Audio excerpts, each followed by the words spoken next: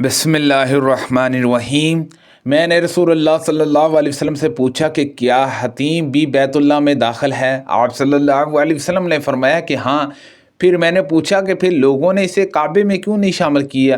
آپ صلی اللہ علیہ وسلم نے جواب دیا کہ تمہاری قوم کے پاس خرچ کی کمی پڑ گئی تھی۔ پھر میں نے پوچھا کہ یہ دروازہ کیوں اونچا بنایا؟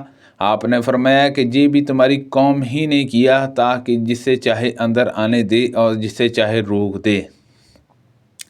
اگر تمہاری قوم کی جاہلیت کا زمانہ تازہ نہ ہوتا اور مجھے اس کا خوف نہ ہوتا کہ اس کے دل بگڑ جائیں گے تو اس سے حتیم کو بھی کعبے میں شامل کر دیتا اور کعبے کا دروازہ زمین کے برابر کر دیتا۔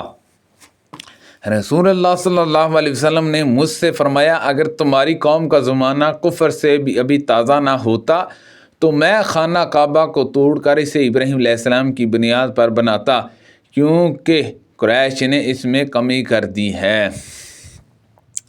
اس میں ایک دروازہ اور اس دروازے کے مقابر رکھتا۔ ابو معاویہ نے کہا ہم سے ہاشم نے بیان کیا، حدیث میں خلف سے دروازہ مراد ہے۔ رسول اللہ صلی اللہ علیہ وسلم نے فرمایا عائشہ رضی اللہ عنہا اگر تیری قوم کا زمانہ جاہلیت ابھی تازہ نہ ہوتا تو میں بیت اللہ کو گرانے کا حکم دے دیتا تاکہ نئی تعمیر میں اس حصے کو بھی داخل کر دوں جو اس سے باہر رہ گیا ہے اور اس کی کرسی زمین کے برابر کر دوں اور اس کے 2 دروازے بنا دوں، ایک مشرق میں اور ایک مغرب میں۔ اس طرح ابراہیم علیہ السلام کی بنیاد پر اس کی تعمیر ہو جاتی۔ عبداللہ بن زبیر رضی اللہ عنہما کا کعبہ کو گرانے سے یہی مقصد تھا۔ یزید نے بیان کیا کہ میں اس وقت موجود تھا جب عبداللہ بن زبیر رضی اللہ عنہما نے اسے گرایا تھا اور اس کی نئی تعمیر کر کے حتیم کو اس کے اندر کر دیا تھا۔ میں نے ابراہیم علیہ السلام کی تعمیر کے پائے بھی دیکھے جو اونٹ کی کان کی طرح تھے۔ جری بن حزم نے کہا کہ میں نے ان سے پوچھا ان کی جگہ کہاں ہے؟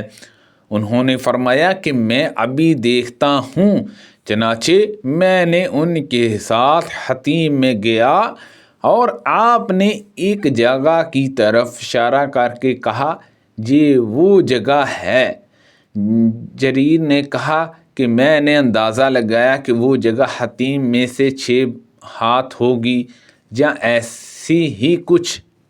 رسول اللہ صلی اللہ علیہ وسلم نے فتح مکہ پر فرمایا تھا کہ اللہ تعالیٰ نے اس شہر مکہ کو حرمت والا بنایا ہے، یعنی عزت دی ہے، پس اس کے درختوں کے کاٹنے تک بھی نہ کاٹے جا سکیں، جہاں کے شکار بھی نہ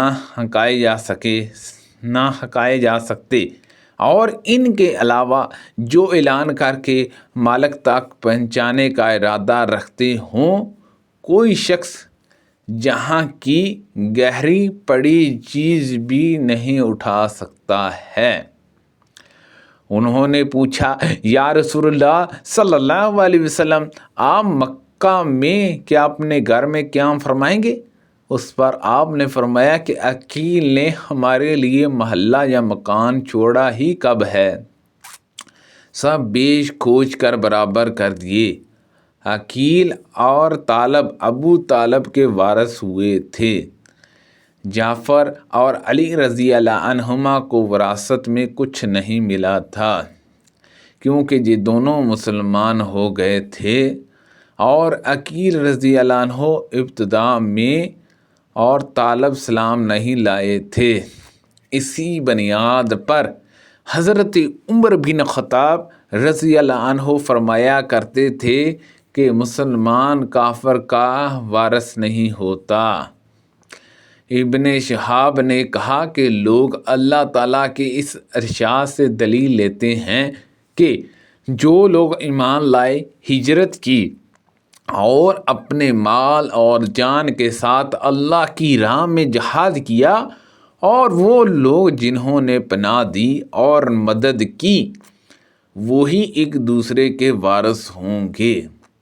رسول اللہ صلی اللہ علیہ وسلم نے جب منی سے لوٹتے ہوئے حجۃ الوداع کے موقع پر مکہ آنے کا ارادہ کیا تو فرمایا کہ کل انشاءاللہ ہمارا قیام اسی خیف بنی کنان یعنی مصعب میں ہوگا جہاں قریش نے کفر پر اڑائے رہنے کی قسم کھائی تھی۔ 11ویں کی صبح کو جب ان حضور صلی اللہ علیہ وسلم منع میں تھے تو یہ فرمایا تھا کہ کل ہم حیفا بنی کنان میں قیام کریں گے جہاں قریش نے کفر کی حمایت کی قسم کھائی تھی۔ آپ کی مراد مصعب سے تھی کیونکہ یہی قریش اور کنان نے بنو ہاشم اور بنو عبد المطلب یا راوی نے عبد المطلب کہا کہ خلاف حلف اٹھایا تھا کہ جب تک وہ نبی کریم صلی اللہ علیہ وسلم کو ان کے حوالے نہ کر دے ان کے ہاں بیاہ شادی نہ کریں گے اور نہ ان سے خرید و فروخت کریں گے۔ اور سالم بن رواح نے عقیل اور جہجیہ بن زاق سے روایت کیا، ان سے امام ازاری نے بیان کیا کہ مجھے ابن شہاب نے خبر دی، انہوں نے اپنی روایت میں بنو ہاشم اور بنو المطلب کہا۔ ابو عبداللہ امام بخاری رحمۃ اللہ علیہ نے کہا کہ بنو المطلب زیادہ صحیح ہے۔ سبحان اللہ عز و جل۔ اللہ پاک سے دعا ہے کہ اللہ پاک ان حدیثوں پر عمل کرنے کی توفیق عطا فرمائے۔ اللہ پاک ہم سب کو صحت و تندرستی عطا فرمائے، آمین بجاہ النبی الامین صلی اللہ علیہ وسلم۔